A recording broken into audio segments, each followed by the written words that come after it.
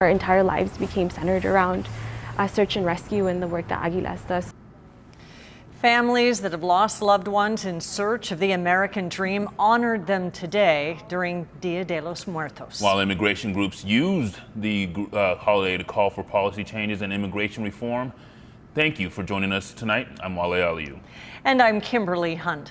Our ABC 10 News reporter Laura Acevedo is joining us now outside the county administration building after speaking to one family that turned their tragedy into triumph for others. Laura. This here behind me is just a part of the altar set up by the county, and the space specifically is dedicated to those who lost their lives trying to make the journey into this country. The look on his face was really something hard to forget. Stephanie Ortiz remembers vividly when she first heard her two uncles needed desperate help while attempting to cross the border left behind in the hot Arizona desert. We found out that he'd been missing along the border, and after that day, our lives completely changed. Her dad tried to call for help, but it wasn't easy and it was confusing. Months later, her father recovered the remains of her uncles, one of them pictured here. There's skeletal remains in a deserted place was something that he didn't want anybody else to experience.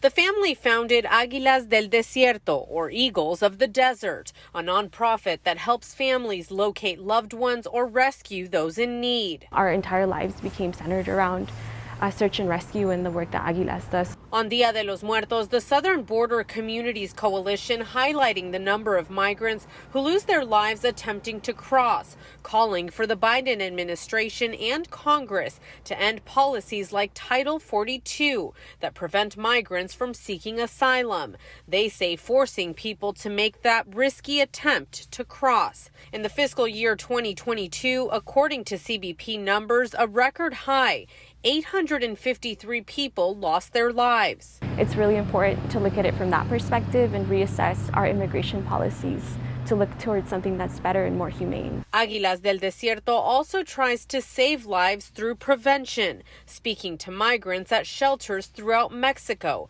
about the dangers of entering the country illegally. Inform people enough to know that, hey, this is a really, it could be a deadly trip, so think twice about it. So far, the Biden administration has announced no plans to end Title 42. Instead, last month, it was expanded to include people from Venezuela. Reporting from the county administration building, Laura Acevedo, ABC 10 News.